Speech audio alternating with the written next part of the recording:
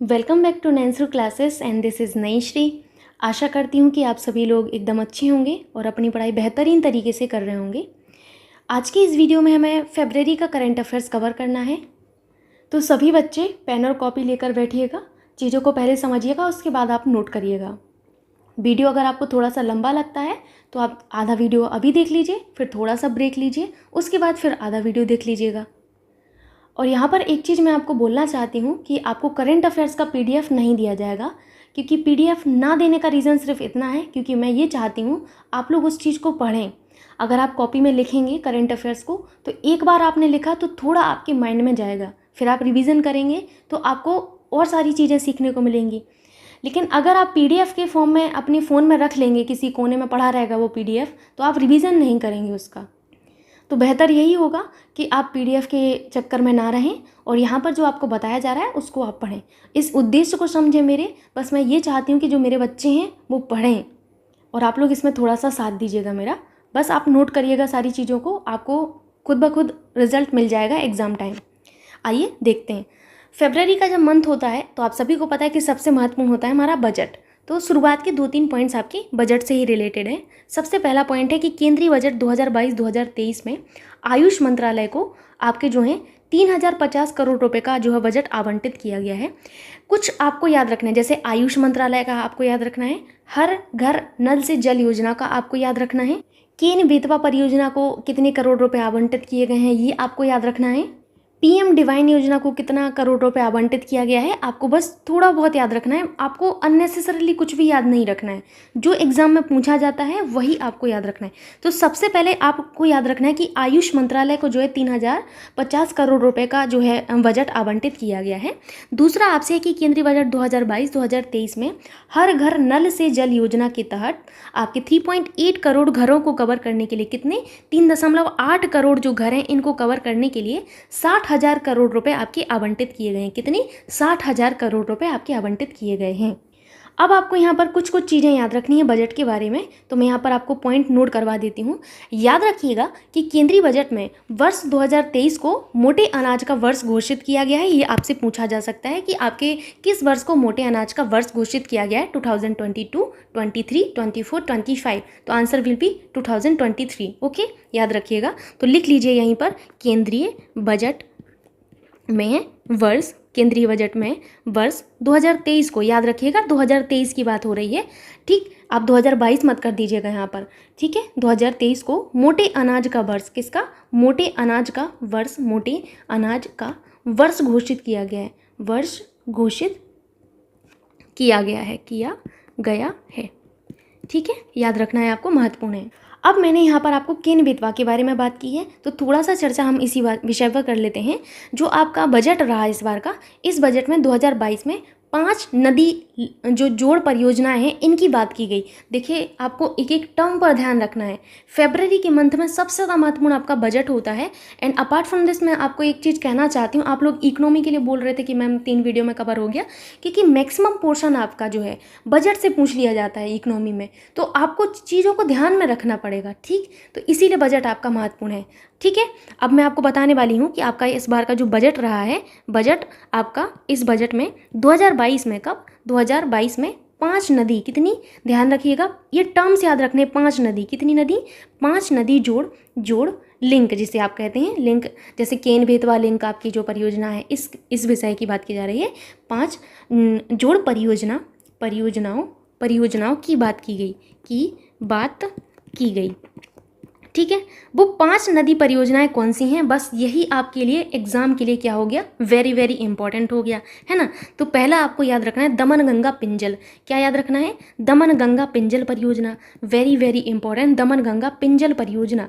ठीक है, दूसरा आपको यहाँ पर याद रखना है तापी नर्मदा परियोजना, तापी नर्मदा परियोजना। तीसरा आप लोगों को यहाँ पर याद रखना है गोदावरी कृष्णा परियोजना। कौन सी? गोदावरी कृष्णा परियोजना, गोदावरी कृष्णा परियोजना। और आपको यहाँ पर चौथा याद रखना है कौन सा? कृष्णा पेन्नार परियोजना, कृष्णा पेन्नार परियोजना। देखिए ये सारी रिवर आपको पढ़ाई गई हैं, याद करिए थोड़ा सा। आपको पेन्नार बताया गया है, कृष्णा, गोदावरी, सारी रिवर्स आपको बताई गई हैं, ठीक है। पांचवा आपको यहाँ पर याद रखना है पेन्नार, पेन्नार, पेन्नार कावेरी परियोजना, ठीक है, पेन्नार कावेरी परियोजना। दमनगंगा पेंजल, तापी नर्मदा, गोदावरी कृष्णा, कृष्णा पेन्नार, पेन्नार कावेरी, ठीक है। एक और परियोजना की आपसे यहाँ पर बात की गई है आपके इस बार के बजट में, वो आपके लिए याद रखना है। आप सभी जो है यूपी का एग्जाम देने वाले हैं तो आपको पता होना चाहिए। एक और परियोजना जो बात की गई वो है आपकी केन वेतवा परियोजना। कौन सी? केन वेतवा परियोजना। अलग से आपको लिखना है कि एक और परियोजना की बात की गई, वो कौन सी है? केन वेतवा परियोजना। कौन सी? केन वेतवा परियोजना। और इस परियोजना के लिए आपका जो लागत है वो कितनी आपकी बताई गई है? इसमें आपकी जो लागत बताई गई वो 40,000 करोड़ बताई गई। कितनी? 40,000 करोड़ बताई गई है, ठीक। याद रखिएगा 40,000 करोड़ रुपए आपकी लागत बताई गई है, लिख लीजिएगा लागत। पूछा जा सकता है आपसे। इस परियोजना से 4 लाख हेक्टेयर भूमि जो है आपकी सिंचित होगी। कितनी? 4 लाख हेक्टेयर जो भूमि है आपकी, कितनी? 4 लाख हेक्टेयर, टर्म्स पर ध्यान देना है। 4 लाख हेक्टेयर भूमि आपकी जो है सिंचित होगी, परंतु इसके लक्ष्य को बढ़ाकर अब 9 लाख हेक्टेयर करने की बात कही गई है, क्योंकि ये पहले भी आपके चर्चाओं में रही है, लेकिन अब इसके लक्ष्य को बढ़ा दिया गया कि अब जो है इस परियोजना से लगभग 9 लाख हेक्टेयर भूमि जो है आपकी सिंचित होगी। कितनी? 9 लाख हेक्टेयर, ठीक। समझ गए आप लोग? अब मैंने आपसे बात कही है किसकी? पीएम डिवाइन योजना की। Very very important. इस बार के बजट में आपके बजट 2022 में जो आपका बजट 2022 आपका पेश किया गया, इस बजट 2022 में पीएम डिवाइन परियोजना की बात की गई। देखिए आपसे यही पूछा जाएगा कि पीएम डिवाइन योजना का संबंध किन राज्यों से है, तो आपको यहाँ पर याद रखना है कि पीएम डिवाइन परियोजना का संबंध हमारे किससे है? पूर्वोत्तर राज्यों के विकास से है। वेरी वेरी इंपॉर्टेंट, ठीक है। किससे है? पूर्वोत्तर राज्यों के विकास से है। पूर्वोत्तर राज्यों के विकास से संबंधित है, विकास से संबंधित है। मैं आपको बोल रही हूँ, आपको मेरी लिखने की स्पीड पर ध्यान नहीं देना है, आपको मेरे शब्दों पर ध्यान देना है, कनेक्ट करके आपको लिखना है, ठीक है। संबंधित है, क्योंकि बेटा मुझे यहाँ पर आपको पूरा करंट अफेयर्स कवर कराना है ना। अगर मैं इतना स्लो लिखूँगी तो ये वीडियो 1 जो घंटे का बनता है ना, 2-2.5 घंटे का बनेगा, और फिर आप इसको पढ़ने के लिए बहुत ज़्यादा आलस करोगे, ठीक। अब आपको याद रखना है कि पीएम डिवाइन योजना को आपका कितने करोड़ रुपए जो है बताया गया है इसकी लागत। तो फिर बेसिकली इसकी 1500 करोड़ रुपए इसकी लागत बताई गई है कि इतना धन इस पर खर्च किया जाएगा। पूछा ये जाएगा आपसे पीएम डिवाइन योजना का फुल फॉर्म क्या है, तो एक बार आपको मैं पीएम डिवाइन योजना का फुल फॉर्म बता देती हूँ। Prime minister development initiative for north east region. लिख लीजिएगा, पूछा जा सकता है आपसे कि पीएम डिवाइन योजना जो है इसका फुल फॉर्म क्या है? PMDEVINE। तो इसका फुल फॉर्म आपको लिखना है। देखो इसी तरीके से इसको लिखा गया है, ये स्मॉल है ये कैपिटल थे। अब इसका फुल फॉर्म आपसे पूछा जाएगा तो पीएम का मतलब तो आप सभी को पता होगा, prime minister, prime minister MINISTERS, prime ministers, ये ऑपोस्ट्रोफ में ऐसे। उसके बाद आपको लिखना है development, DEVELOPMENT, development initiative INITIATIVE, initiative for north east NORTHEAST, north east. याद रखना है आपको, इतनी चीज़ें महत्वपूर्ण है, ये आपसे पूछा जाएगा, ठीक है। इतना चीज़ें आप लोगों को याद रखना है। मूव करते हैं हम नेक्स्ट पॉइंट पर, एंड 1 मिनट आप लोग दीजिएगा, अभी आपको नेक्स्ट पॉइंट दिख रहा होगा। नेक्स्ट पॉइंट आपके सामने है जो कि कह रहा है कि स्वतंत्रता सेनानियों के बलिदान को याद रखने और यादगार युवाओं में देशभक्ति की भावना जागृत करने या जगाने के लिए श्रीकाकुलम, कहाँ पर? श्रीकाकुलम के म्यूनिसिपल पार्क, जो आपका कहाँ पर है? ये आपका है आंध्र प्रदेश में। म्यूनिसिपल पार्क कहाँ पर है? ये आंध्र प्रदेश में। इसमें आपके महात्मा गांधी और स्वतंत्रता सेनानियों की स्मृति बनने के लिए एक मंदिर का निर्माण किया गया। आपसे ये पूछा जाएगा कि महात्मा गांधी और स्वतंत्रता सेनानियों की स्मृति के लिए एक मंदिर का निर्माण कहाँ पर किया गया है? तो श्रीकाकुलम के म्यूनिसिपल पार्क में। कहाँ पर है ये? श्रीकाकुलम आपका जो है आंध्र प्रदेश में है। म्यूनिसिपल पार्क कहाँ पर होगा? ओबियस सी बात है आंध्र प्रदेश में होगा। तो बस आपको इतना याद रखना है। और उद्देश्य ये तो अब आप मन से जान जाएंगे कि उद्देश्य क्या होगा इसका, ठीक है। समझ गए आप लोग। नेक्स्ट पॉइंट है आपके सामने कि ICC spirit of cricket award 2021 का विजेता न्यूजीलैंड के क्रिकेटर कौन रहे हैं? डैरेल मिशेल रहे हैं। देखिए आपसे क्या पूछा जाएगा, ICC spirit of cricket award 2021 से किसे नवाजा गया? तो आपने याद रख लिया डैरेल मिशेल, ठीक है। लेकिन आपको ये पता होना चाहिए कि डैरेल मिशेल कहाँ के हैं। आंसर क्या होगा? न्यूजीलैंड के हैं। ये आपसे पूछा जा सकता है। अब मैं यहाँ पर आपको क्रिकेट से संबंधित एक और बात बताना चाहती हूँ, जो फैक्ट आपको याद रखना है। आपको याद रखना है, पहली महिला क्रिकेटर जिन्होंने 6 विश्व कप खेले, कौन है? Mithali Raj. Very very important. पहली महिला क्रिकेटर जिन्होंने 6 विश्व कप खेले। कितने? 6 विश्व कप खेले। कौन बनी है? तो ये आपकी मिताली राज बनी है। मिताली राज। ये तो आपकी महिलाओं में हो गई। पुरुषों में किसने खेले हैं? तो सबसे पहला है आपके सचिन तेंदुलकर। कौन है? सचिन तेंदुलकर हैं। और दूसरे हैं आपके जावेद मियाँदाद जी। आपको याद रखना है, जावेद मियाँदाद जी। और आपकी तीसरी आपकी जो है मिताली राज बन गई हैं। कौन बन गई हैं? मिताली राज बन गई हैं। तो देखिए, ये अगर ओवरऑल देखा जाए तो 3rd नंबर पर है, बट विमेंस में ये आपकी फर्स्ट वीमेन बनी। ओके, समझ गए आप लोग? मूव करते हैं अभी आगे आपके सामने है कि भारत की पहली बुलेट ट्रेन परियोजना मुंबई से अहमदाबाद के लिए आपकी चलाई जाएगी, जिसमें पहला स्टेशन कौन मिला है? सूरत शहर को मिला है। आपसे ये पूछा जाएगा कि भारत की पहली बुलेट ट्रेन का जो पहला स्टेशन बना है, कौन बना है? तो सूरत शहर बना है। ठीक है, कहाँ से? मुंबई से अहमदाबाद के लिए आपकी चलाई जाएगी। याद रखना है आपको, महत्वपूर्ण है। ठीक है, नेक्स्ट है आपसे DRDO की रक्षा अनुसंधान और विकास प्रयोगशाला का निदेशक जी श्रीनिवास मूर्ति को नियुक्त किया गया। किसको? जी श्रीनिवास मूर्ति को। किसका? DRDO की रक्षा अनुसंधान और विकास प्रयोगशाला। आइए जानते हैं DRDO के बारे में थोड़ा सा। ये DRDO कौन है? पहला तो आपको इनका फुल फॉर्म पता होना चाहिए, इनका पूरा नाम क्या है DRDO का। तो DRDO का पूरा नाम होता है defence research and development organisation. लिख लीजिएगा, मैंने आप लोगों को बताया हुआ है, कई बार इनका जिक्र भी हुआ है, याद रखिएगा। Defence research RESEARCH defence research and development DEVELOPMENT development organisation ORGANISATION। ठीक है, SATION याद रखिएगा। आपसे ये पूछा जाता है कि ये आपके कब फॉर्म किए गए, तो लिखिएगा फॉर्म्ड कब हुए थे? 1958 में हुए थे। ये आपको याद रखना पड़ेगा, महत्वपूर्ण है। 1958 में। हेडक्वार्टर्स कहाँ पर है? ये आपसे पूछा जाएगा। तो हेडक्वार्टर्स जो है इनके कहाँ पर है? DRDO भवन न्यू दिल्ली में इनके हेडक्वार्टर्स हैं। खाली इतना ही आपको याद रखना है, जो कि महत्वपूर्ण है। ठीक, समझ गए आप लोग? मूव करें अभी आगे आपसे है कि खादी और ग्रामोद्योग आयोग ने मुंबई खादी और ग्रामोद्योग संघ नामक एक अपने सबसे पुराने खादी संस्थान के खादी प्रमाणन को रद्द कर दिया है। आपसे ये पूछा जाएगा, खादी और ग्रामोद्योग आयोग ने अपने जो है किसका जो है प्रमाणन रद्द कर दिया है? तो आपको याद रखना है कि इन्होंने मुंबई खादी ग्रामोद्योग संघ इनके जो है प्रमाणन को रद्द कर दिया है। ओके, चलते हैं आगे आपसे है 1 मिनट। आपसे है संयुक्त राष्ट्र पर्यावरण कार्यक्रम। कौन? संयुक्त राष्ट्र पर्यावरण कार्यक्रम, जिन्हें आप क्या कहते हैं? UNEP कहते हैं। क्या कहते हैं? UNEP ने अपने मांझी वसुंधरा अभियान का समर्थन करने के लिए महाराष्ट्र सरकार के साथ एक समझौता ज्ञापन पर हस्ताक्षर किए हैं। काफ़ी ज़्यादा महत्वपूर्ण है। आपसे ये पूछा जाएगा कि मांझी वसुंधरा अभियान के लिए संयुक्त राष्ट्र ने किस गवर्नमेंट के साथ, किस राज्य की गवर्नमेंट के साथ समझौता किया है? आंसर होगा महाराष्ट्र। क्वेश्चन ये भी पूछा जा सकता है कि संयुक्त राष्ट्र पर्यावरण कार्यक्रम ने महाराष्ट्र सरकार के साथ किस लिए अपना जो है समझौता ज्ञापन पर हस्ताक्षर किए? मांझी वसुंधरा अभियान के लिए। देखिए, क्वेश्चन को पूछने के कई सारे तरीके हैं। आपका जो है कहेंगे ना कि कॉन्सेप्ट आपका क्लियर होना चाहिए, आपको पता होना चाहिए बस खाली। ठीक, अब यहाँ पर आप लोग UNEP के बारे में थोड़ा सा जान लीजिए। UNEP, पहला तो इनका पूरा नाम, हिंदी में तो आपको पता चल गया है, इंग्लिश में होता है यूनाइटेड नेशंस एनवायरनमेंट प्रोग्राम।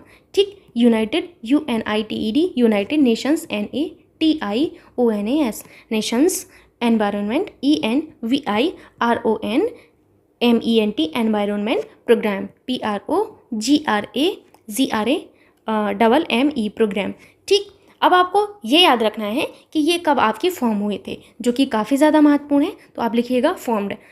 ठीक, फाउंडेड या आप फॉर्म्ड कुछ भी लिख सकते हैं, FOUNDED फाउंडेड, यानी कि कब इनकी स्थापना की गई थी। ठीक, इनकी स्थापना की गई थी 5 जून। कब? 5 जून 1972 में की गई थी। 1972 में। कहाँ पर? नैरोबी केन्या में। ये आपके लिए काफ़ी ज़्यादा महत्वपूर्ण है। कहाँ पर की गई थी? तो नैरोबी, NAIROBI नैरोबी कहाँ पर है? ये केन्या में है, तो याद रखना है आपको। अब आपसे ये पूछा जाएगा कि इनके हेडक्वार्टर्स कहाँ पर हैं, तो हेडक्वार्टर्स आपके कहाँ पर हैं? हेडक्वार्टर्स इनके नैरोबी केन्या में ही हैं। आपसे ये पूछा जाता है कि UNEP के हेडक्वार्टर्स कहाँ पर हैं, तो नैरोबी में है। नैरोबी कहाँ है? केन्या में है। ठीक, याद रखना है आपको इतनी चीज़ें। मूव करें अभी आगे आपसे फैक्ट है कैलेंडर वर्ष 2021 में 112.3 बिलियन डॉलर व्यापार के साथ संयुक्त राज्य अमेरिका भारत का शीर्ष व्यापारिक भागीदार बन गया है। क्वेश्चन ये आपसे पूछा जाएगा कि भारत का शीर्ष व्यापारिक भागीदार कौन सा देश बना है। ऑप्शन होगा पहला अमेरिका, दूसरा होगा चीन, तीसरा होगा आपके साथ जापान, चौथा होगा आपके पास बांग्लादेश। याद रखना है अमेरिका बना है। वहीं आपके दूसरे नंबर का कौन बना है, तो चीन बना है। पहले नंबर पर शीर्ष व्यापारिक भागीदार कौन बना है, तो पहला हमारा जो बना है वो बना है यूएसए, संयुक्त राज्य अमेरिका। दूसरा हमारा चीन बना है। कंफ्यूज नहीं होना है, ये हमारे फर्स्ट नंबर पर है, ये सेकंड नंबर पर है। ठीक, आगे देखते हैं। आगे आपसे जो फैक्ट है वो काफ़ी ज़्यादा इंपॉर्टेंट है। यहाँ पर आपको याद रखना है कि अंतर्राष्ट्रीय ओलंपिक समिति ने 2028, देखिए 2028 ग्रीष्मकालीन ओलंपिक खेलों के लिए सर्फिंग, क्या सर्फिंग, स्केटबोर्डिंग और स्पोर्ट क्लाइंबिंग को शामिल करने के प्रस्ताव को मंजूरी दी है। आपसे पेपर में ये पूछा जाएगा कि अंतर्राष्ट्रीय ओलंपिक समिति ने 2028 ग्रीष्मकालीन खेलों में कौन से जो खेल हैं इनको शामिल करने की मंजूरी दी है। आपके 4 ऑप्शन दिए जाएंगे, 3 यही रहेंगे, एक कोई और अलग रहेगा। तो यहाँ पर याद रखना है इन 3 को, सर्फिंग, स्केटबोर्डिंग एंड आपका स्पोर्ट क्लाइंबिंग। समझ गए आप लोग। प्रश्न कैसा पूछा जाएगा ये आपको पता होना चाहिए, तो उस हिसाब से फिर हम अपनी तैयारी कर लेते हैं और हमें एक आइडिया लगता है हर सब्जेक्ट में कि हाँ ऐसे ऐसे प्रश्न बन सकता है हमसे। ठीक है, आगे आपसे है कि भारतीय क्रिकेट टीम ने वेस्ट इंडीज़ के खिलाफ पहले वनडे मैच में अपना 1000वां इंटरनेशनल वनडे मैच विश्व के सबसे बड़े क्रिकेट स्टेडियम में खेला। कहाँ पर, विश्व के सबसे बड़े क्रिकेट स्टेडियम में खेला। इसके साथ ही भारतीय टीम 1000 वनडे मैच खेलने वाली विश्व की पहली क्रिकेट टीम बन गई है और भारत ने 1000 वनडे मैचों में से कुल आपके 432 मैच जो हैं वो जीते हैं। ठीक, तो ये कितनी बड़ी बात है, याद रखिएगा आप लोग कि इसके साथ ही आपका जो भारत है वो 1000 वनडे मैच खेलने वाली विश्व की पहली क्रिकेट टीम बन गई है। साथ ही साथ भारत ने 1000 वनडे मैचों में से कुल आपके 432 जीत जो है हासिल की हैं। इतनी जीत जो है इन्होंने हासिल भी की हैं। ठीक है, अगर हम बात करें कि वनडे क्रिकेट में सर्वाधिक जीत किसने हासिल की है, तो वनडे क्रिकेट टीम ने, आपको याद रखना है, वनडे क्रिकेट टीम में सर्वाधिक जीत ऑस्ट्रेलिया ने हासिल की है। किसने, ऑस्ट्रेलिया ने। लिख लीजिएगा आप लोग। ठीक है, मैं जो बोल रही हूँ वो आपके लिए महत्वपूर्ण है। तो ऑस्ट्रेलिया ने आपकी जो है सर्वाधिक जो कहेंगे कि जीत हासिल की हैं। लगभग इन्होंने 958 में से कितने 581, आपको ये याद नहीं रखना है कितने में से कितना, खाली इतना याद रखना है सर्वाधिक जीत इन्होंने हासिल की है वनडे में। किसमें, वनडे क्रिकेट में। वनडे जो आपका क्रिकेट होता है, आप सभी लोग देखते होंगे, तो उसी में सर्वाधिक जीत इन्होंने हासिल की है। ठीक, आगे आपसे है 1 मिनट। प्राथमिक और पूर्व प्राथमिक छात्रों के लिए एक ओपन ईयर कक्षा कार्यक्रम परय शिक्षालय, किसका, परय शिक्षालय। ध्यान से समझिएगा, आपसे ये कहा गया कि प्राथमिक और पूर्व प्राथमिक जो प्री प्राइमरी होता है और प्राइमरी छात्रों के लिए एक ओपन ईयर कक्षा कार्यक्रम परय शिक्षालय। कौन सा, परय शिक्षालय, जिसका मतलब है पड़ोस स्कूल। क्या है, पड़ोस स्कूल, पड़ोस स्कूल। ठीक है, इसको पहले हम लोग स्कूल पढ़ते थे, स्कूल है ये। स्कूल की शुरुआत पश्चिम बंगाल सरकार के द्वारा की गई है। आपसे यही पूछा जाएगा कि परय शिक्षालय कार्यक्रम का शुरुआत किस गवर्नमेंट के द्वारा किया गया। वेरी वेरी इंपॉर्टेंट, पश्चिम बंगाल गवर्नमेंट के द्वारा किया गया। किसके द्वारा, पश्चिम बंगाल के द्वारा। नेक्स्ट आपसे है कि बुक ऑफ रिकॉर्ड्स द्वारा अटल टनल को, ये महत्वपूर्ण है, अटल टनल को आधिकारिक तौर पर 10,000 फीट की ऊपर दुनिया की सबसे लंबी राजमार्ग सुरंग के रूप में प्रमाणित किया गया है। किसको, अटल टनल को प्रमाणित किया गया है। ये महत्वपूर्ण है, आपसे पूछा जाएगा। ठीक, आगे आपसे है 1 मिनट आप लोग दीजिएगा। राष्ट्रीय कृषि और ग्रामीण विकास बैंक ने 11 राज्यों में अपने मौजूदा वाटरशेड और वाड़ी जो आपकी बाड़ी है, वाड़ी कार्यक्रम के तहत प्राकृतिक खेती को बढ़ावा देने के लिए जीवा कार्यक्रम शुरू किया है। ये आपको याद रखना है, ये कई बार मैं जिक्र कर चुकी हूँ। नाबार्ड, राष्ट्रीय कृषि और ग्रामीण विकास बैंक का मतलब क्या होता है, नाबार्ड, NABARD। नाबार्ड ने कितने, 11 राज्यों में, कितने राज्यों में, 11 राज्यों में। ठीक है, जीवा कार्यक्रम शुरू किया है प्राकृतिक खेती को बढ़ावा देने के लिए। किसको, प्राकृतिक खेती को बढ़ावा देने के लिए। आइए जानते हैं नाबार्ड के बारे में थोड़ा सा। आपको हिंदी में नाम तो पता ही है, लेकिन इंग्लिश में भी आपको पता होना चाहिए। इकोनॉमी में कई बार आपसे पूछ लिया जाता है।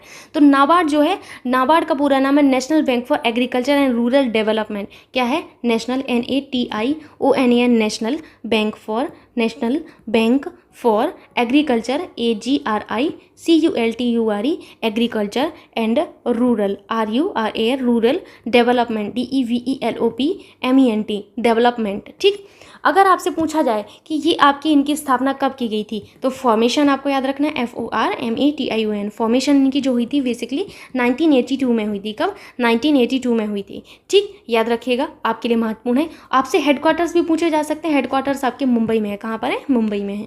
अभी आपको कुछ दिन पहले मैंने इकोनॉमी पढ़ाई हुई थी, किसके लिए आपको पढ़ाई थी मैंने, पेट एग्जाम के लिए इकोनॉमी, जिसमें मैंने आपको बताया था नाबार्ड की स्थापना कौन सी पंचवर्षीय योजना के दौरान हुई थी, याद करिए थोड़ा सा, ये महत्वपूर्ण है। तो नाबार्ड की स्थापना छठी पंचवर्षीय योजना के दौरान हुई थी, किसकी, छठी पंचवर्षीय योजना के दौरान हुई थी। ये आपका जो है एकदम इकोनॉमी बेस्ड क्वेश्चन हो गया कि आपके नाबार्ड की स्थापना कब हुई थी, तो छठी पंचवर्षीय योजना के दौरान। जो छठी पंचवर्षीय योजना है, छठी पंचवर्षीय योजना का जो कार्यकाल रहा है वो 1980 से लेकर आपका 1985 तक रहा है। कब से, 1980 से 1985। और इस पंचवर्षीय योजना का उद्देश्य क्या था, गरीबी नियंत्रण व निवारण और बेरोजगारी को दूर करना बेसिकली इनका उद्देश्य रहा। ठीक, तो ये आपको पढ़ाया गया है, सारी चीज़ें ध्यान रखिएगा, थोड़ा सा आप ही के लिए हैं सारी चीज़ें, बस आपको उनका यूज़ करना है।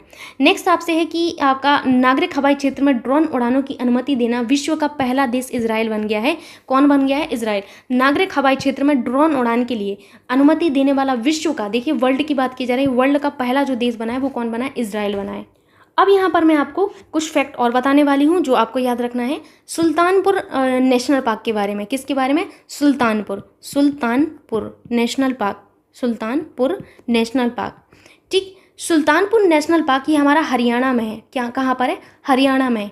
इसके बारे ये आपका चर्चित रहा इस बार, क्योंकि वर्ष 2022 का 2 फरवरी को क्या मनाया जाता है, याद करिए 2 फरवरी को क्या मनाया जाता है, 2 फरवरी को मनाए जाने वाला विश्व आर्द्रभूमि दिवस यहीं पर मनाया गया है। तो आपसे ये पूछा जाएगा कि इस बार का विश्व आर्द्रभूमि दिवस आपके जो है नेशनल पार्क में सेलिब्रेट किया गया है, कहाँ पर सेलिब्रेट किया गया, answer will be Sultanpur national park, Haryana में।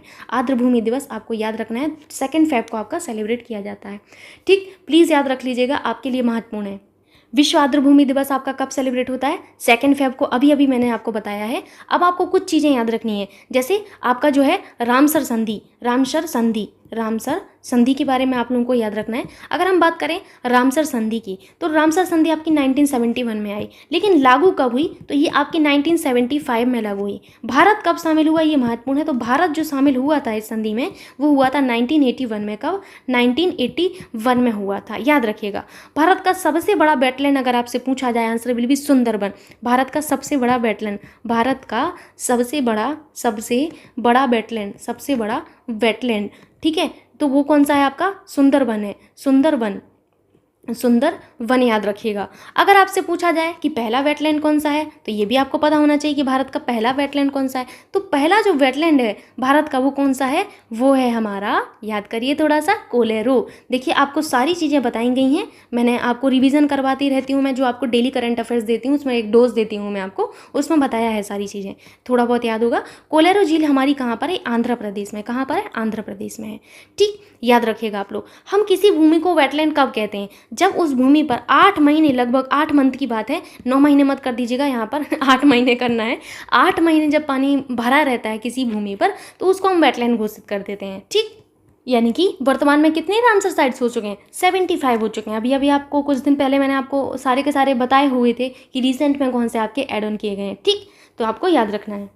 अब यहाँ पर एक चीज़ और आपको याद रखना है, फेब के मंथ में आपके कुछ नाम भी परिवर्तित किए गए थे। तो एमपी में आपके जो है कुछ जगह हैं जिनके नाम परिवर्तित किए गए, वो आपको याद रखना है। होशंगाबाद, किसका, होशंगाबाद, नाम सुना होगा शायद, कभी आप गए होंगे। होशंगाबाद नगर का नाम परिवर्तित करके रख दिया गया है नर्मदापुरम। क्या, नर्मदापुरम रख दिया गया है। शिवपुरी का नाम क्या रख दिया गया है, एक टाइम था जब ये शिक्षा का बहुत बड़ा केंद्र माना जाता था।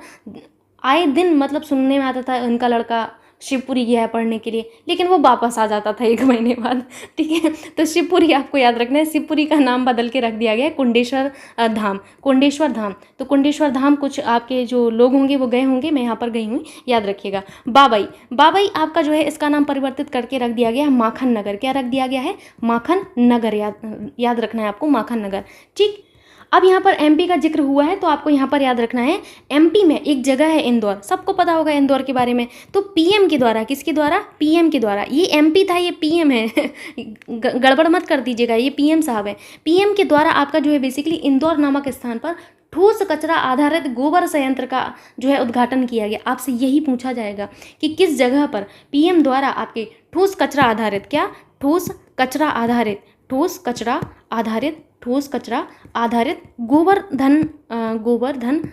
गोवर्धन संयंत्र का उद्घाटन कहाँ पर किया गया है, कहाँ पर, इंदौर में किया गया है। लिख लीजिएगा, महत्वपूर्ण है आपके लिए।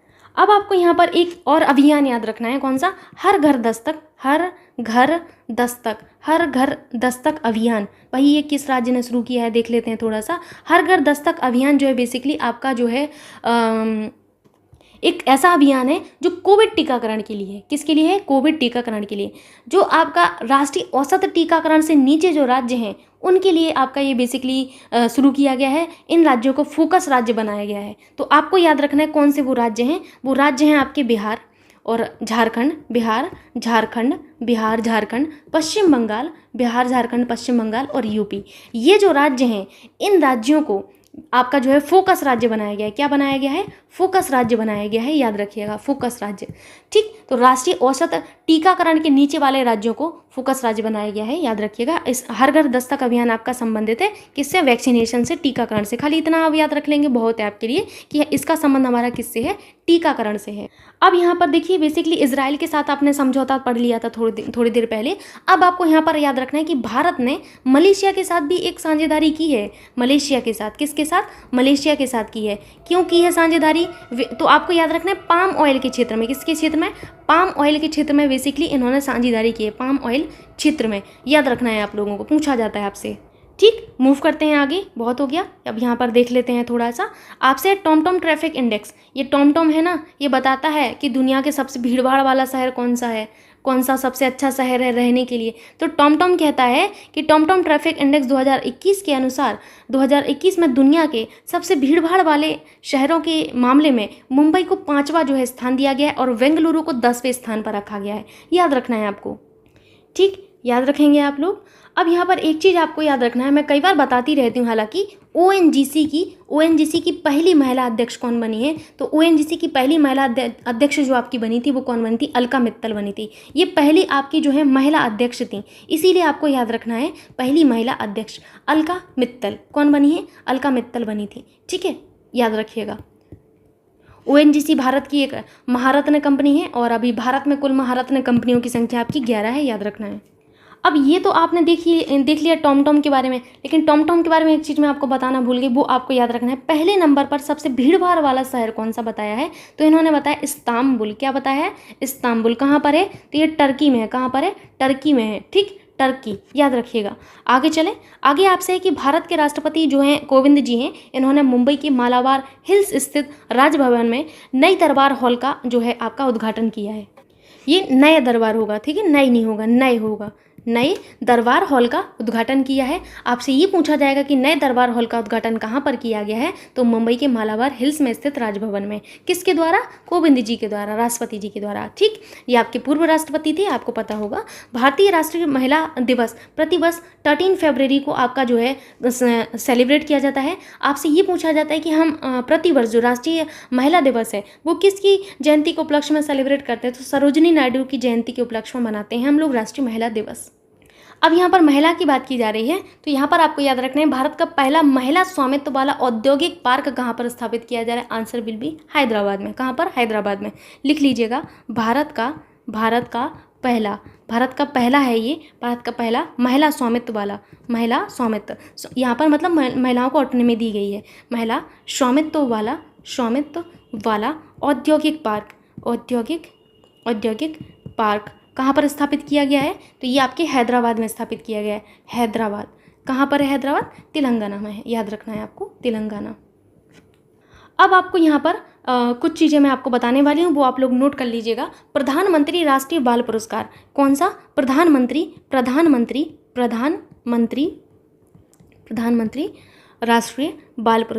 राष्ट्रीय बाल पुरस्कार। देखिए आपसे प्रश्न ये पूछा जाता है इसमें, प्रधानमंत्री राष्ट्रीय बाल पुरस्कार में, तो ये आपके 2022 के हैं। ये पूछा जाएगा कि आपसे कि कितने आपके जो हैं ये बच्चों को सम्मानित किया गया है। पहला तो पीएम द्वारा सम्मानित किया गया।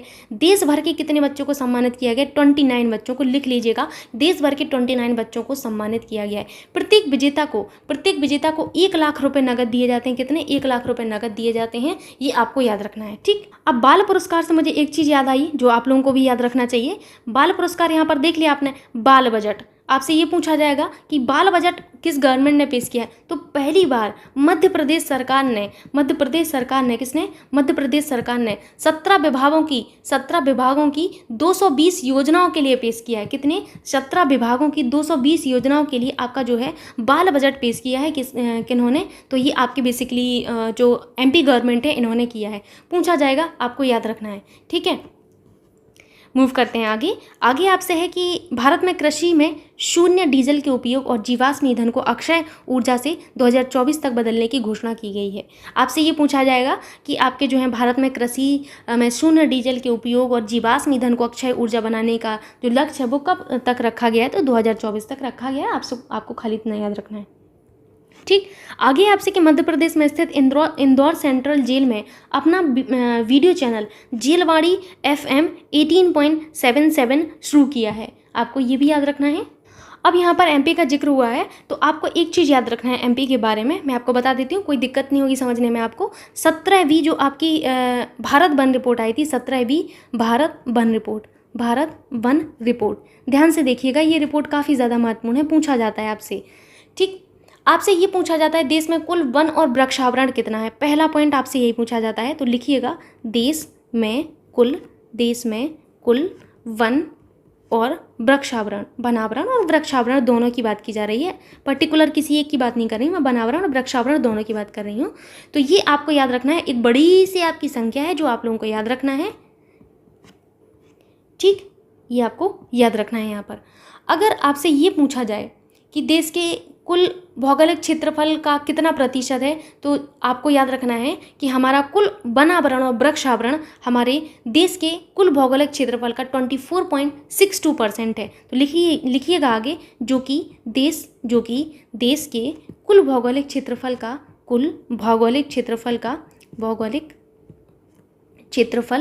का कितने परसेंट है? 24.62% है। ये आपसे पूछा जा सकता प्रतिशत है। ठीक, अब आपसे ये पूछा जाता है, जैसे यहाँ पर तो मैंने कुल वनावरण और वृक्षावरण की बात की, अब आपसे ये पूछ लिया जाता है परीक्षा में कि कुल वनावरण कितना है, तो आपको यहाँ पर याद रखना है कि कुल वनावरण कितना है। अब यहाँ पर वनावरण की बात की जा रही है, तो यहाँ पर आपको याद रखना है एक बड़ी सी संख्या फिर से आपके सामने है, याद रखिएगा 7,13,789। कितना? 89। ठीक, किलोमीटर, वर्ग किलोमीटर आपका यहाँ पर होगा, वर्ग किलोमीटर।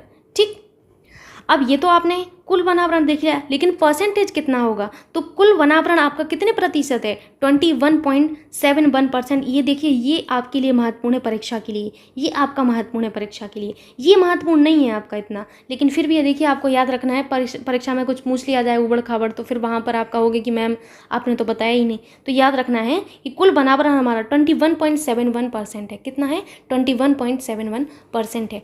क्षेत्रफल की दृष्टि से सर्वाधिक वनावरण वाला राज्य कौन सा है? तो याद रखना है, नीचे आपको लिखना है पॉइंट, मैं यहाँ पर लिख रही हूँ, जगह नहीं है। क्षेत्रफल की दृष्टि से सर्वाधिक वनावरण कहाँ पर है? तो सर्वाधिक जो वनावरण है वो आपका वनावरण वाला राज्य लिखिएगा। वनावरण वाला राज्य कौन सा है? हमारा मध्य प्रदेश है। अगर आपसे प्रतिशतता, ये तो क्षेत्रफल की बात की गई, प्रतिशतता की दृष्टि से सर्वाधिक वनावरण वाला राज्य पूछा जाए, आंसर क्या होगा? मिजोरम होगा। पहले तो मैं इसको हटा देती हूँ, बहुत ज़्यादा हौच पौच हो रहा है। ठीक, मैंने आपसे कहा कि क्षेत्रफल की दृष्टि से सर्वाधिक वनावरण वाला राज्य मध्य प्रदेश, प्रतिशतता की दृष्टि से सर्वाधिक वनावरण वाला राज्य मिजोरम। ठीक, अब आपसे ये पूछा जाता है, ये पिछली वन रिपोर्ट है और ये इस बार की वन रिपोर्ट है, तो पिछली वन रिपोर्ट से इस बार की वन रिपोर्ट में सर्वाधिक वृद्धि किस राज्य में दर्ज की गई है? तो ये आपकी पिछली रिपोर्ट थी, ठीक, और ये आपकी कौन सी रिपोर्ट है? ये इस बार की रिपोर्ट है, रिपोर्ट 2022 की। इसमें आपसे पूछा जाएगा कि सर्वाधिक वृद्धि कहाँ पर दर्ज की गई है? तो सर्वाधिक जो वृद्धि दर्ज की गई है बेटा, याद रखिएगा, आंध्र प्रदेश में दर्ज की गई। ये काफ़ी ज़्यादा महत्वपूर्ण है। ठीक, ये आपके लिए महत्वपूर्ण है, आपको याद रखना है। और इस रिपोर्ट का प्रकाशन, भारतीय वन रिपोर्ट का जो प्रकाशन है, किसके द्वारा किया जाता है? इस रिपोर्ट का प्रकाशन जो है आपका देहरादून से होता है। कहाँ से? देहरादून से होता है। हर 2 वर्ष में आपका इसका प्रकाशन होता है, ठीक। और इस रिपोर्ट का प्रकाशन आपका 1987 से आपका जो हो रहा है, हर 2 वर्ष में होता है। बेसिकली आपको याद रखना है।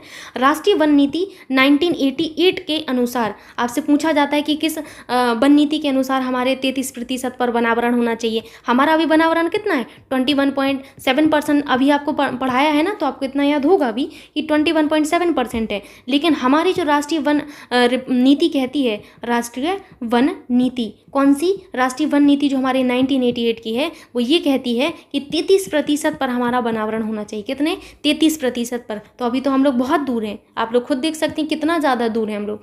अब आपसे ये पूछा जाएगा एग्जाम में कि क्षेत्रफल की दृष्टि से मिनिमम जो आपका है, जिसे आप मिनिमम जो आपका वनावरण है वो किस राज्य में है? तो क्षेत्रफल की दृष्टि से मिनिमम जो वनावरण है वो आपका हरियाणा में। कहाँ पर है? हरियाणा में, याद रखना है। और प्रतिशत की दृष्टि से मिनिमम कहाँ पर है? प्रतिशत की दृष्टि से भी आपके हरियाणा में है, HR यानी कि हरियाणा, ठीक। इतनी चीज़ें आप लोग याद रखेंगे। आशा करती हूँ कि आपको समझ में आ रहा होगा। आगे आपसे कि महाराष्ट्र सरकार ने राज्य में कैंसर की रोकथाम के लिए होप एक्सप्रेस शुरू करने की घोषणा की है। पहला तो आपसे ये पूछा जाएगा कि होप एक्सप्रेस का संबंध किस राज्य से है? महाराष्ट्र से है। और आपसे ये पूछा जाएगा कि ये बेसिकली किस लिए है, किस रोग की रोकथाम के लिए? आपको 4-5 ऑप्शन दे दिए जाएंगे। तो आपके बेसिकली याद रखना है कि आपके कैंसर की रोकथाम के लिए। किसके लिए? कैंसर की रोकथाम के लिए। आगे चलते हैं। आगे आपसे है कि रेल मंत्रालय ने किशनगंज दिल्ली में एक अत्याधुनिक कुश्ती अकादमी स्थापित करने की घोषणा की है। और यह कुश्ती अकादमी भारत की सबसे बड़ी कुश्ती अकादमी होगी। ये महत्वपूर्ण है। आपसे यही पूछा जाएगा कि आपके भारत की सबसे बड़ी कुश्ती अकादमी कहाँ पर स्थापित की जा रही है? तो याद रखिएगा, किशनगंज दिल्ली में, ठीक। किशनगंज दिल्ली में। किसके द्वारा? रेल मंत्रालय के द्वारा। मूव करते हैं आगे। आगे आपसे है कि प्लास्टिक बेस्ड न्यूट्रल बनाने वाली पहली भारतीय consumer goods company Dabur India बन गई है। डाबर इंडिया का काफ़ी सारी चीज़ें यूज़ करते होंगे। ये हमारी पहली ऐसी भारतीय कंज्यूमर गुड्स कंपनी बन गई है जो आपकी पूर्णतः कैसी? पूर्णतः प्लास्टिक वेस्ट न्यूट्रल बन गई है। कैसी? प्लास्टिक वेस्ट न्यूट्रल बन चुकी है ये आपकी, ठीक। आगे आपसे है कि भारतीय लघु उद्योग विकास बैंक, कौन है ये? भारतीय लघु उद्योग विकास बैंक, याद करिए थोड़ा सा। सिडबी, कौन? सिडबी, SIDBI, सिडबी। सिडबी ने पश्चिम बंगाल के सुंदरबन में महिलाओं के लिए वेस्ट टू वेल्थ क्रिएशन कार्यक्रम शुरू किया। Very very important. पूछा यह जाएगा कि वेस्ट टू वेल्थ क्रिएशन कार्यक्रम आपका किसके द्वारा शुरू किया गया? सिडबी के द्वारा। कहाँ पर? पश्चिम बंगाल के सुंदरबन में। किसके लिए? महिलाओं के लिए ये कार्यक्रम है। बेसिकली आपको खाली इतना ही याद रखना है। अगर हम बात करें सिडबी की, किसकी? सिडबी की, तो आइए जानते हैं सिडबी के बारे में। पहला तो आपको इनका नाम याद रखना है। हिंदी में तो आपको पता है, इंग्लिश में भी आपको याद रखना है। Small industries, INDUSTRIES, small industries development, DEVELOPMENT development, bank of India, bank of India, India, ठीक, इंडिया। अब आपसे ये पूछा जाता है कि कब इनकी स्थापना की गई थी? तो लिखिएगा फाउंडेड। कब इनकी स्थापना की गई थी? फाउंडेड इन 1990, ठीक। हेडक्वार्टर्स कहाँ पर है? हेडक्वार्टर्स आपको याद रखना है, लखनऊ में इनके हेडक्वार्टर्स हैं। खाली बस आपको इतना ही याद रखना था जो आपसे पूछा जा सकता है एग्जाम में। नेक्स्ट है आपसे कि वयस्क शिक्षा के सभी पहलुओं को कवर करने के लिए वित्त वर्ष 2022 से 2027 की अवधि हेतु शिक्षा मंत्रालय ने न्यू इंडिया लिटरेसी प्रोग्राम नामक एक नई योजना को मंजूरी दी है। देखिए, आपसे ये पूछा जाएगा कि न्यू इंडिया लिटरेसी प्रोग्राम किसके द्वारा आपका जो है इसको मंजूरी दी गई है या किसके द्वारा शुरू किया गया है? तो आपकी शिक्षा मंत्रालय के द्वारा। किसके लिए? वयस्कों की शिक्षा के लिए बेसिकली ये कार्यक्रम इनके द्वारा शुरू किया गया है, ठीक। चलते हैं आगे। आगे आपसे कि मेटावर्स में, कहाँ पर? मेटावर्स में दुकान स्थापित करने वाला दुनिया का पहला बैंक JP मॉर्गन बन गया है। कौन? JP मॉर्गन पहला बैंक बन गया है मेटावर्स में अपनी दुकान स्थापित करने वाला। नेक्स्ट है आपसे कि भारत सरकार के इलेक्ट्रॉनिक्स और सूचना प्रौद्योगिकी मंत्रालय द्वारा सुरक्षा चिंताओं का हवाला देते हुए चीनी मूल के यानी कि चाइना के 54 ऐप्स पर प्रतिबंध लगा दिया। कितने ऐप्स पर प्रतिबंध लगाया गया? 54 ऐप्स पर प्रतिबंध लगाया गया है। अब आपसे ये पूछा जाएगा, नेक्स्ट जो पॉइंट है कि G20 शिखर सम्मेलन 2023 कहाँ पर आयोजित किया जाएगा? Very very important. ये हमारा 18वां जो है G20 शिखर सम्मेलन होगा जो कि हमारे भारत में आयोजित किया जाएगा। कहाँ पर? इंडिया में। और बेसिकली आपको याद रखना है कि ये G20 सम्मेलन है ये आपका भारत 1 दिसंबर 2022 से 30 नवंबर 2023 तक G20 की अध्यक्षता करेगा, ठीक। आगे चलते हैं। आगे आपसे है कि केरल के इडुक्की जिले में, कहाँ पर? केरल के इडुक्की ज़िले में एक हिल स्टेशन बागामोन में केरल का पहला कारवां पार्क स्थापित किया गया। पहला आपसे ये पूछा जाएगा केरल का पहला कारवां पार्क कहाँ पर स्थापित किया गया, तो आपको याद रखना है बागामोन में, जो कि आपका एक हिल स्टेशन है और ये आपके केरल के इडुक्की ज़िले में, कहाँ पर है, इडुक्की ज़िले में। 4 ज़िले आपको दे दिए जाएंगे, पूछ लिया जाएगा केरल के किस ज़िले में आपका जो है पहला कारवां पार्क स्थापित किया गया, तो इडुक्की ज़िले में। ठीक, याद रखिएगा। आगे आपसे है कि खेल के इतिहास में अपने प्रथम श्रेणी पदार्पण का 13 शतक बनाने वाले दुनिया के पहले खिलाड़ी शकीब उल गनी बन गए। कौन बन गए? शकीब उल गनी बन गए। ये शकीब उल गनी कहाँ के हैं? तो ये आपके बिहार के हैं। ठीक है, याद रखिएगा, ये आपके बिहार के हैं, काफ़ी ज़्यादा महत्वपूर्ण है, याद रखना है।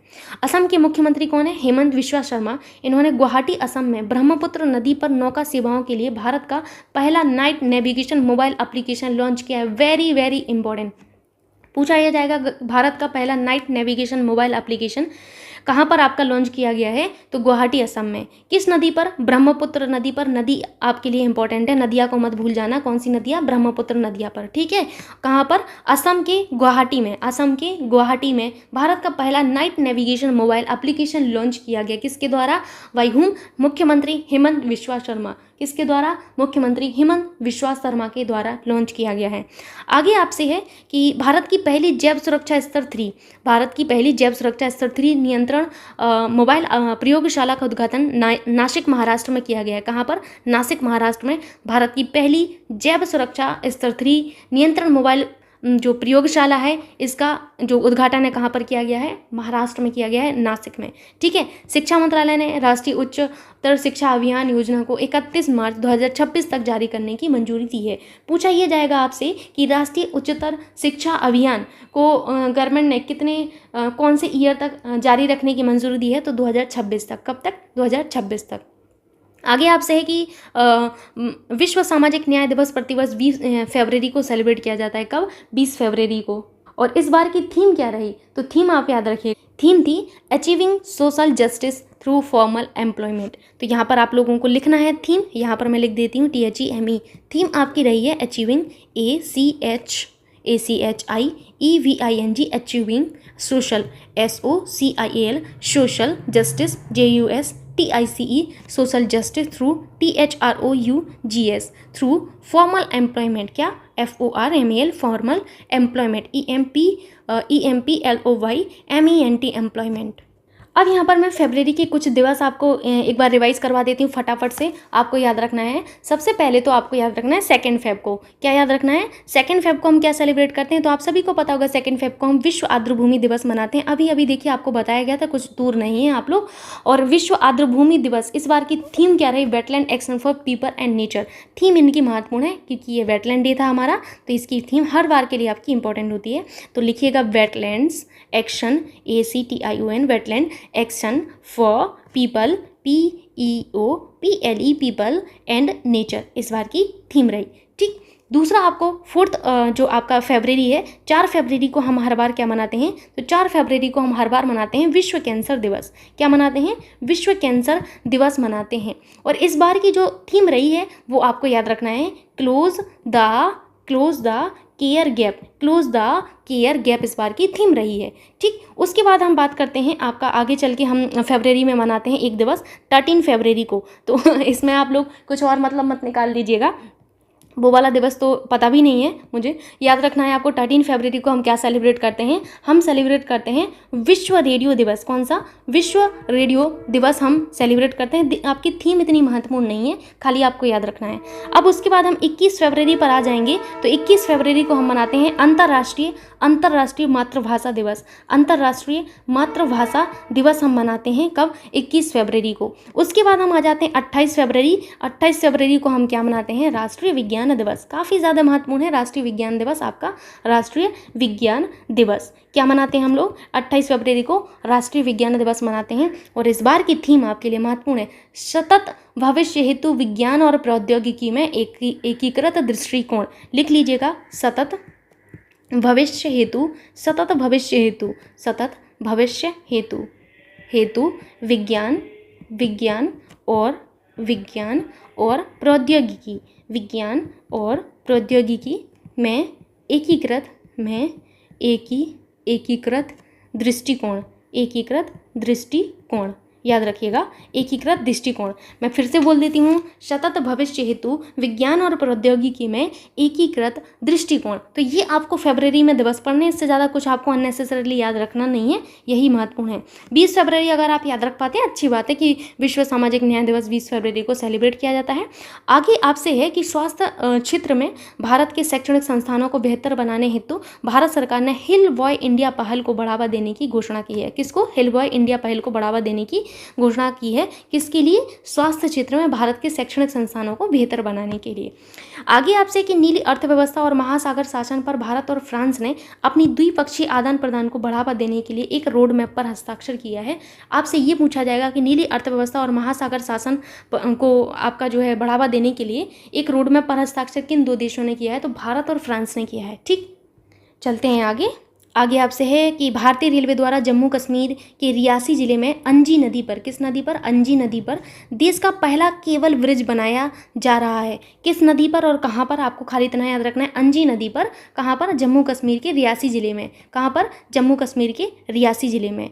नेक्स्ट आपसे है कि भारत के किशोर शतरंज जो ग्रैंड मास्टर हैं वो हैं आपके रमेश बाबू प्रज्ञानंद। कौन है? रमेश बाबू प्रज्ञानंद। इन्होंने एक ऑनलाइन शतरंज टूर्नामेंट में दुनिया के नंबर 1 जो शतरंज आपके चैंपियन है, कौन है? मैग्नस कार्लसन है। और ये कहाँ के हैं? तो ये नॉर्वे के हैं। ये आपके लिए महत्वपूर्ण है कि मैग्नस कार्लसन कहाँ के हैं? नॉर्वे के हैं। इनको हराकर इतिहास रचा है। क्या आप सोच सकते हैं कि भारत का एक जो है रमेश बाबू प्रज्ञानंद हैं, और आप सोच नहीं सकते हैं कि इनकी उम्र बहुत ही कम है। कितनी कम है? 17 साल के हैं ये मात्र। 17 साल में तो हम लोग को होश नहीं था कि करना क्या है। तो यहाँ पर याद रखिएगा कि मैग्नस कार्लसन को इन्होंने हराकर इतिहास रचा है, आपके जो रमेश बाबू प्रज्ञानंद हैं इन्होंने। ठीक, कहाँ के हैं? तो ये नॉर्वे के हैं। और हमारे प्रज्ञानंद तो हमारे भारत के ही हैं। ठीक, नेक्स्ट आपसे है कि वित्त मंत्रालय के प्रधान आर्थिक सलाहकार संजीव सान्याल। कौन? संजीव सान्याल को प्रधानमंत्री की आर्थिक सलाहकार परिषद के पूर्णकालिक सदस्य के रूप में आपका शामिल किया गया। आपसे ये पूछा जाएगा कि वित्त मंत्रालय के प्रधान आर्थिक सलाहकार जिसको आपके जो है प्रधानमंत्री आर्थिक सलाहकार परिषद के पूर्णकालिक सदस्य के रूप में घोषित किया गया है, उनका नाम क्या है? तो संजीव सान्याल उनका नाम है। चलते हैं आगे आपसे है कि सांस्कृतिक विविधता को प्रोत्साहित करने और बहुभाषावाद को बढ़ावा देने के लिए शिक्षा मंत्रालय ने भाषा सर्टिफिकेट सेल्फी नामक एक अभियान लॉन्च किया है। पूछा ये जाएगा कि भाषा सर्टिफिकेट सेल्फी नामक जो अभियान है ये आपके बेसिकली किस मंत्रालय के द्वारा शुरू किया गया है? आपको 4 ऑप्शन दे दिया जाएगा, याद रखिएगा। ये हमारा शिक्षा मंत्रालय ने शुरू किया है। किसने? शिक्षा मंत्रालय ने ये बेसिकली शुरू किया है। नेक्स्ट है आपसे कि चीन के बाद भारत चरणबद्ध तरीके से T+1 स्टॉक निपटान तंत्र को लागू करने वाला दुनिया का दूसरा देश बन गया है। पहला कौन है? तो पहला आपका चीन है, दूसरा आपका भारत बन गया है। सेकंड नंबर पर आपका भारत बन गया है। किसमें? T1 स्टॉक निपटान तंत्र में। ठीक है, आगे आपसे है कि मूडीज़ ने चालू वित्त वर्ष 2022 में भारत के आर्थिक विकास के अनुमान को 7% से संशोधित करके 9.5% कर दिया गया है। ये देखिए ऐसे क्वेश्चन हैं जो कभी भी आपसे पूछ लिए जाते हैं कि मूडीज़ के अनुसार चालू वित्त वर्ष 2022 में भारत के आर्थिक विकास के अनुमान को कितने प्रतिशत संशोधित करके कितना कर दिया गया है? तो 7% से संशोधित करके 9.5% कर दिया है। ठीक, नेक्स्ट होगा आपसे कि जैसे अभी तक तो आईआईटी आप पढ़ते थे कि हमारे भारत के अंदर आईआईटी जितने भी हैं वो आप सब जानते होंगे। अब पहला आईआईटी जो भारत के बाहर स्थापित किया जा रहा है वो आपका यूएई में स्थापित किया जा रहा है, संयुक्त अरब अमीरात में। ठीक, कहाँ पर? संयुक्त अरब अमीरात में। तो आपको याद रखना है कि भारतीय प्रौद्योगिकी संस्थान आईआईटी ने भारत यूएई व्यापार समझौते के हिस्से के रूप में संयुक्त अरब अमीरात में भारत के बाहर पहली अपनी शाखा स्थापित करने की घोषणा की है। अगर हम बात करें यूएई की, तो यूएई की कैपिटल क्या है? Abu Dhabi. क्या है? आबू धाबी आपको याद रखना है। अगर मैं आपसे बात करूं कि यूएई की जो करेंसी क्या है, तो दिरहम आपको याद रखना है। यूएई दिरहम यहाँ की करेंसी है। यूएई दिरहम इनकी करेंसी है। आगे आपसे कि 26 जनवरी 2022 को 73वां स्वतंत्रता दिवस परेड में भाग लेने वाले 12 राज्य केंद्र शासित प्रदेशों में उत्तर प्रदेश की जो झांकी है वो सर्वश्रेष्ठ झांकी के रूप में चुनी गई। तो जो पिछला जनवरी का करंट अफेयर्स था उसमें मैंने आपको बताया था कि यूपी की जो झांकी है वो सर्वश्रेष्ठ झांकी के रूप में चुनी गई। लेकिन यूपी की झांकी जो है इसमें ऐसा क्या था, किस विषय पर आधारित थी? तो इसमें बेसिकली काशी विश्वनाथ मंदिर पर आधारित थी। ये आपकी झांकी मंदिर पर आधारित। साथ ही साथ इसमें जो है ओडीओपी जो है दिखाया गया था। ODOP का मतलब होता है वन प्रोडक्ट वन डिस्ट्रिक्ट, जो उत्पाद है इनको दिखाया गया था, इसीलिए ये आपकी झांकी जो है बहुत ही महत्वपूर्ण रही और ये सर्वश्रेष्ठ झांकी के रूप में नामित की गई। 9 केंद्रीय मंत्रालयों ने अपनी थीम बनाई थी। कितने मंत्रालयों ने? 9 केंद्रीय मंत्रालयों ने भी अपनी थीम बनाई थी। मंत्रालयों ने अपनी थीम बनाई थी इस स्वतंत्रता दिवस के अवसर पर। पूछा जाएगा, इस स्वतंत्रता दिवस के अवसर पर 9 केंद्रीय मंत्रालयों के द्वारा थीम बनाई गई, इसमें सर्वश्रेष्ठ थीम किसकी थी? तो सर्वश्रेष्ठ जो थीम थी वो आपके शिक्षा मंत्रालय की थी। किसकी थी? शिक्षा मंत्रालय की। और साथ ही साथ एक और मंत्रालय था, नागरिक उड्डयन मंत्रालय। कौन सा था? नागरिक उड्डयन मंत्रालय। ठीक, ये पूछा जाएगा कि शिक्षा मंत्रालय की थीम किस पर बेस्ड थी? तो इनकी जो थीम थी वो न्यू एजुकेशन पॉलिसी पर बेस्ड थी, NEP पर बेस्ड थी। और नागरिक उड्डयन मंत्रालय की जो थीम थी वो उड़ान योजना पर बेस्ड थी। किस पर? उड़ान योजना पर बेस्ड थी। आपसे एक और पूछा जा सकता है कि सुरक्षा बलों में जो सर्वश्रेष्ठ जो आपकी झांकी थी वो किसकी थी? तो सुरक्षा बलों में भी याद रखना है, सुरक्षा बलों में जो सर्वश्रेष्ठ झांकी थी वो CISF की झांकी थी। ठीक है, साथ ही साथ CISF की जो झांकी थी, CISF को सर्वश्रेष्ठ मार्चिंग दस्ते का पुरस्कार दिया गया। सर्वश्रेष्ठ मार्चिंग दस्ते का पुरस्कार इनको दिया गया। मार्चिंग दस्ते का पुरस्कार भी इनको ही मिला है। किसको? CISF को। आगे चलते हैं, समझ में आपको आ गया होगा, सारी चीज़ें यहाँ पर कवर की जा रही हैं, इससे बाहर आपका कुछ नहीं आएगा। मैं आपको आगे चल के प्रैक्टिस भी करवाऊंगी, डोंट वरी अबाउट इट, बस आपको पढ़ना है खाली। भारतीय भारोत्तोलक मीराबाई चानू ने सिंगापुर भारोत्तोलन अंतर्राष्ट्रीय 2022 में 55 किलोग्राम भार वर्ग में स्वर्ण पदक जीता है। आपसे ये पूछा जाएगा कि किसने स्वर्ण पदक जीता है, तो आपको याद रखना है मीराबाई चानू ने। ये हमारी भारतीय भारोत्तोलक है, 55 किलोग्राम में इन्होंने ये जीता है। आगे चलते हैं, राष्ट्रीय प्रोटीन दिवस 27 फरवरी को सेलिब्रेट किया जाता है। याद रख पाएँ तो अच्छी बात है, नहीं तो फिर भूल जाइए, कोई बात नहीं। भारत सरकार ने आज़ादी का अमृत महोत्सव स्मरण उत्सव के हिस्से के रूप में 22 से 28 फरवरी 2022 तक विज्ञान सर्वत्र पूज्यते नामक एक सप्ताह विज्ञान प्रदर्शनी का आयोजन किया। वेरी वेरी इंपॉर्टेंट, आपसे ये जरूर पूछा जाएगा, ये आपको याद रखना है, विज्ञान सर्वत्र पूज्यते। किसके तहत? विज्ञान सर्वत्र पूज्यते के तहत इन्होंने एक सप्ताह में आपका आज़ादी का अमृत महोत्सव स्मरण उत्सव के रूप में मनाने का जो है इस बार आयोजन किया था। और ये सप्ताह आपका 22 से 28 फरवरी को मनाया गया। ये महत्वपूर्ण है कि आपको सप्ताह याद रखना है 22 से 28 फरवरी को। और आपका विज्ञान सर्वत्र पूज्यते नामक एक सप्ताह की विज्ञान प्रदर्शनी का आयोजन भी किया गया। आगे आपसे कि प्रधानमंत्री फसल बीमा योजना के तहत किसानों को फसल बीमा पॉलिसी देने हेतु घर घर वितरण अभियान के रूप में कृषि और किसान कल्याण मंत्रालय ने मेरी पॉलिसी मेरे हाथ शुरू करने की घोषणा की है। किसने की है? मेरी पॉलिसी मेरे हाथ घोषणा जो है किसने की है? प्रधानमंत्री फसल बीमा योजना के तहत किसानों को जो है बीमा पॉलिसी देने के लिए बेसिकली किसान और कल्याण मंत्रालय ने। आपसे मंत्रालय पूछा जा सकता है, ये महत्वपूर्ण है। तो किसान कल्याण मंत्रालय ने मेरी पॉलिसी मेरे हाथ जो आपका बेसिकली एक इनिशिएटिव है ये लिया है, याद रखना है।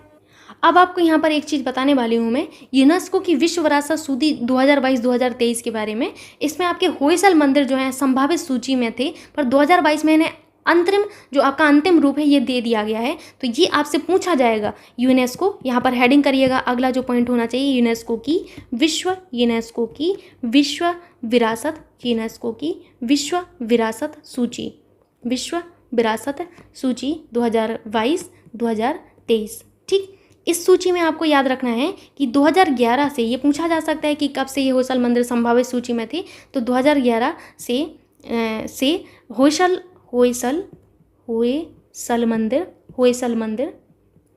होयसल मंदिर आपके बेसिकली संभावित सूची में थे। कहाँ पर थे? तो ये संभावित सूची में थे, पर 2022 में इन्हें मतलब अब इन्हें इसमें शामिल कर दिया गया है, इन्हें अंतिम रूप दे दिया गया है। अंतिम रूप का मतलब क्या है? यूनेस्को की विश्व विरासत सूची में शामिल कर लिया गया, रूप दे दिया गया है। होयसल मंदिर आपके कहाँ पर है? ये पूछा जा सकता है, तो ये आपके कर्नाटक में है। कहाँ पर है? कर्नाटक में। ये महत्वपूर्ण है आपके लिए, काफ़ी ज़्यादा महत्वपूर्ण है। और ये 12 और 13 शताब्दी के आपके बेसिकली मंदिर हैं, तो काफ़ी पुराने हैं और इसीलिए आपको याद रखना है। कर्नाटक के हासन जिला में है। बेसिकली इनका विस्तार आपके 4 जिलों में है, हासन में है, वेलूर में है, मैसूर में है और सोमनाथ जिले में है। ठीक, आपसे पूछा जाएगा पहला इग्लू कैफ़े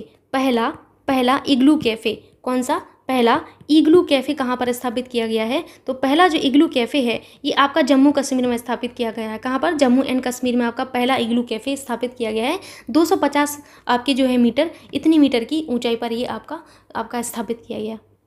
उसके बाद मैंने आपको बताया था कंचौथ उत्सव, ये आपका बेसिकली कहाँ पर सेलिब्रेट किया जाता है, तो आपको बताया गया है कि कंचौथ उत्सव जो है आपका जम्मू कश्मीर में सेलिब्रेट किया जाता है। कहाँ पर? जम्मू और कश्मीर में सेलिब्रेट किया जाता है। जम्मू कश्मीर में सेलिब्रेट किए जाने वाले अन्य उत्सव कौन कौन से हैं, तो अहरबल महोत्सव है। अहरबल महोत्सव ये आपका जम्मू कश्मीर में सेलिब्रेट होता है। ललाव उत्सव कौन सा? ललाव उत्सव। और आपका दूध पथरी, ललाव और दूध पथरी उत्सव भी आपका सेलिब्रेट किया जाता है जम्मू कश्मीर में। पुष्कर जो है आपका एक उत्सव है, ये भी आपका सेलिब्रेट किया जाता है जम्मू कश्मीर में। और आपका कंचौथ मैं आपको ऑलरेडी बता चुके हूँ। बोरग्या महोत्सव भी आपको याद रखना है। बोरग्या आपका अरुणाचल प्रदेश में सेलिब्रेट किया जाता है। कहाँ पर?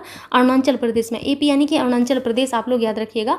बोरग्या महत्वपूर्ण है, पूछा जा सकता है आपसे। ड्री महोत्सव, ड्री एक महोत्सव है जो कि आपके अरुणाचल प्रदेश में ही सेलिब्रेट किया जाता है। ठीक, उसके बाद लद्दाख के उत्सव आपको याद रखना है। लोसार, कौन सा? लोसार फेस्टिवल आपका लद्दाख में सेलिब्रेट किया गया। और इस बार आपको स्पुतनिक गस्टर फेस्टिवल भी याद रखना है। Sputnik Gustor festival, Sputnik Gustor, ये गस्टर लिखा हुआ है, Sputnik Gustor festival. Sputnik Gustor festival भी हमारा सेलिब्रेट किया गया है। कहाँ पर? लद्दाख में। तो आपको लद्दाख याद रखना है, महत्वपूर्ण है आपके लिए ये उत्सव सारे। ठीक, अब इसके बाद आपसे पूछा जाएगा डेमोक्रेसी इंडेक्स के बारे में। तो याद रखिएगा कि डेमोक्रेसी इंडेक्स जो है हमारा, डेमोक्रेसी इंडेक्स 2021, डेमोक्रेसी इंडेक्स 2021 जो है आपकी जो है इकोनॉमिक इंटेलिजेंस के द्वारा जारी किया गया। ये पूछा जाता है जारीकर्ता कौन है, तो इकोनॉमिक इंटेलिजेंस आपकी जारी करता है। ठीक, इस पर फर्स्ट स्थान पर कौन रहा है, तो फर्स्ट पर आपका नॉर्वे रहा है। कौन? नॉर्वे रहा है। लेकिन आपसे अंतिम पूछा जाएगा कि अंतिम में कौन रहा है, तो अंतिम में आपका अफगानिस्तान रहा है। बहुत सही, ठीक है, अफगानिस्तान रहा है। भारत आपका कितने नंबर पर रहा है, तो भारत आपका 46 पर रहा है, यही महत्वपूर्ण है। ठीक, तो ये रहा आपका फरवरी मंथ का करंट अफेयर्स। आशा करती हूँ कि आपको ये करंट अफेयर्स भी अच्छा लगा होगा। सो प्लीज़ इतनी मेहनत को देखते हुए आपकी तरफ से एक लाइक, एक शेयर बनता है। प्लीज़ आप लोग थोड़ा सा सपोर्ट कर दीजिए। Thank you so much.